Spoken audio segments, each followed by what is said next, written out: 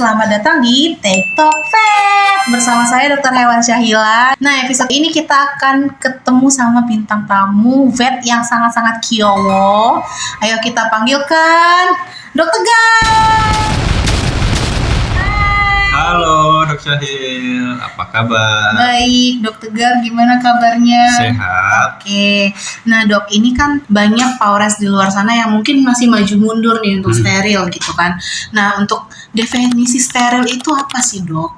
Oke, untuk steril itu sendiri mungkin ada beberapa nama ya. Yang pertama bisa kastrasi pada jantan, spay, atau neuter, atau OH gitu.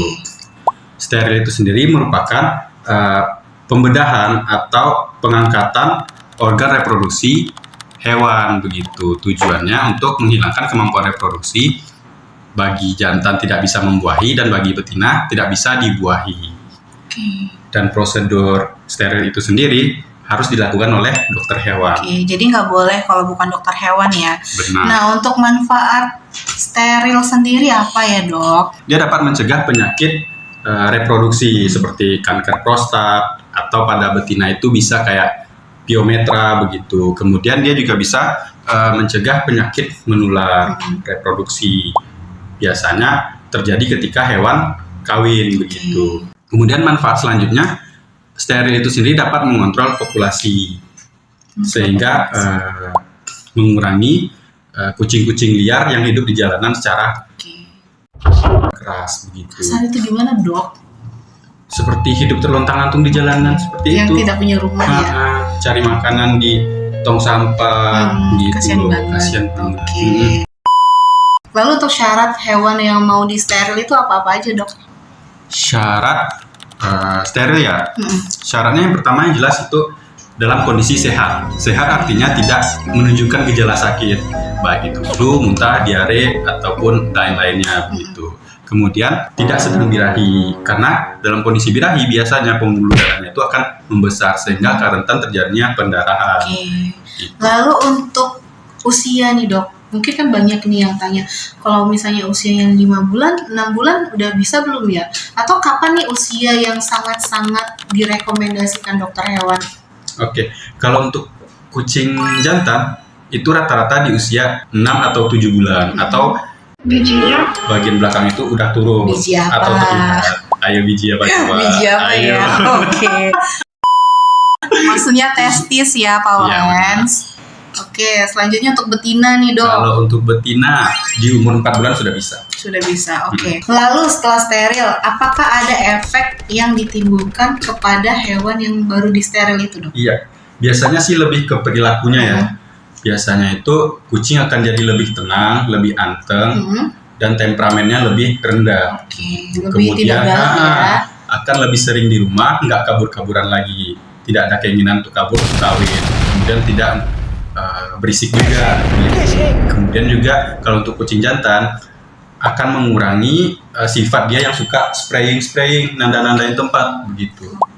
Jadi Pak Ura sudah tahu tuh steril itu apa, manfaatnya apa, tujuannya apa, sama efek pasca sterilnya apa.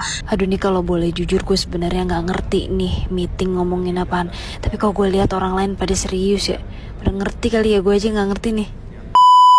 Nah Dok, ini Q&A dari owner-owner ya. Mungkin banyak owner yang penasaran, sebelum steril nih perlu nggak sih untuk vaksinasi? Tentunya perlu. Oke, kenapa tuh? Kenapa coba? Ayo.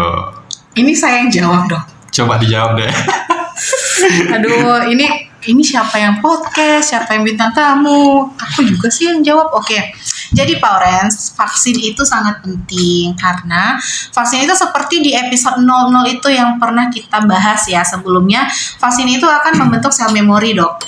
Nah, ketika antibody ya? Nah, benar. Ketika si hewannya pasca steril kan mungkin ada perubahan-perubahan pada hormon di dalam tubuhnya. Nah, dari perubahan hormon itu bisa menyebabkan hewan itu stres. Nah, ketika hewan stres, mungkin akan ada agen penyakit yang lebih mudah untuk masuk. Nah, ketika sudah vaksin di dalam tubuhnya itu kan sudah ada kayak antibody. Jadi ketika si antigen yang masuk berarti si antibody ini udah ngenalin gitu loh. Jadi begitu. Kenapa saya yang jawab padahal ini begitu materi ya, Pak Rens. Lalu pertanyaan kedua nih, Apa itu? untuk cek darah itu penting gak sih? Karena banyak pet owner yang kayak datang ke klinik niatnya cuma steril, terus tiba-tiba ditawarin cek darah gitu. Itu Oke. gimana? Jadi sebenarnya sebelum kita steril itu ada beberapa pemeriksaan yang kita lakukan. Yang pertama, kita melakukan tanya jawab dulu kepada owner gimana kondisi kucingnya 2 minggu terakhir di rumah begitu. Kemudian kita akan melakukan pemeriksaan fisik seperti cek suhu, timbang berat badan begitu, dan apakah kucingnya dehidrasi atau tidak, dan seterusnya. Kemudian setelah dilakukan pemeriksaan fisik, lanjut dengan pemeriksaan subklinis, salah satunya dengan cek darah. Dari cek darah itu kita bisa melihat kucingnya itu dehidrasi. Dengan melakukan cek darah, yang pertama kita bisa melihat kucingnya itu anemia atau tidak dengan melihat indikator dari RBC-nya. Kemudian yang kedua, kita tahu kucingnya itu ada infeksi di dalam tubuhnya atau tidak, baik itu virus atau bakteri atau parasit atau lain-lainnya dengan indikator WBC atau white blood cell atau sel imun. Kemudian yang ketiga, kita juga bisa melihat faktor penyembuhan luka dari kucingnya. Jika faktor penyembuhan lukanya normal, sembuhnya juga akan normal begitu. Kemudian juga yang terakhir adalah HGB atau hemoglobin. Karena hemoglobin itu sendiri berfungsi sebagai pengikat oksigen yang akan mengedarkan ke seluruh tubuh. Jika misalkan HGB-nya rendah, proses penyembuhan akan menjadi lebih sulit atau bisa saja terjadi pembusukan begitu.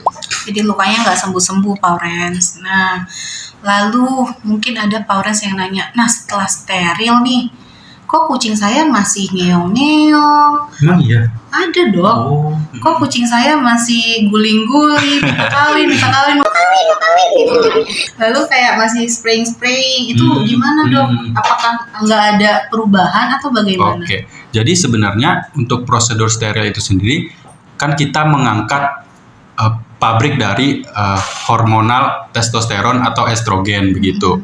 Nah, ketika pabriknya kita angkat, hormon yang sudah didistribusi ke dalam tubuh itu masih ada. Jadi tidak akan hilang 100% ketika setelah steril dilakukan begitu. Jadi ada waktu perlahan-lahan perilaku itu akan hilang, perilaku bilahinya itu akan hilang gitu. Oke, jadi bertahap ya pet owner. Jadi nggak ketika langsung steril itu nggak langsung hilang, nggak langsung berhenti semuanya. Lalu yang terakhir, Apa itu? perawatan pasca steril itu gimana dok?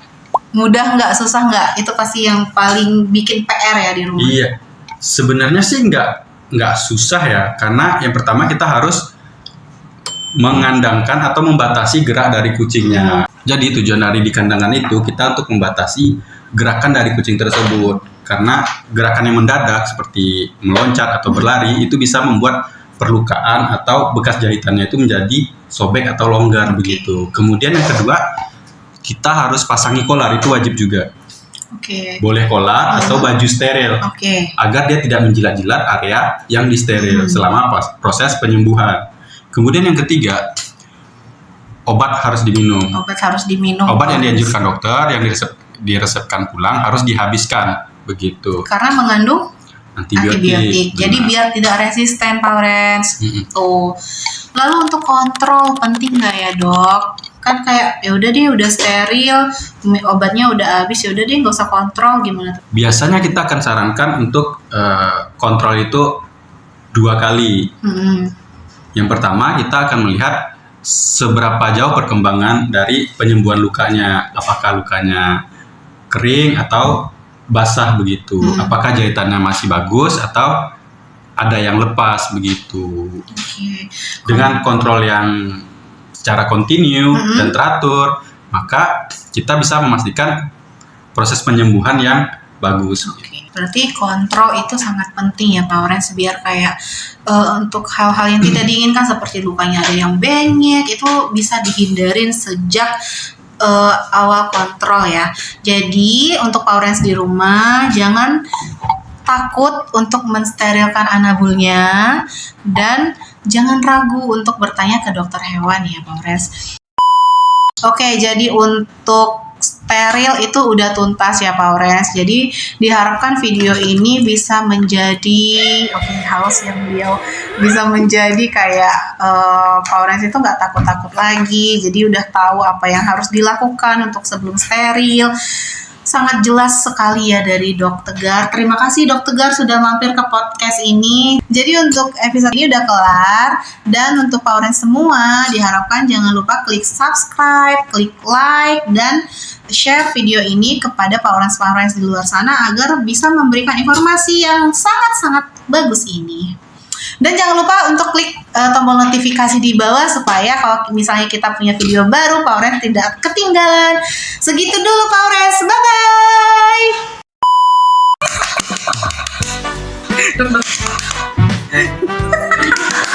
Manfaat. Ya, oke. Ini keren ya? Iya benar. Oke, jadi untuk digigit.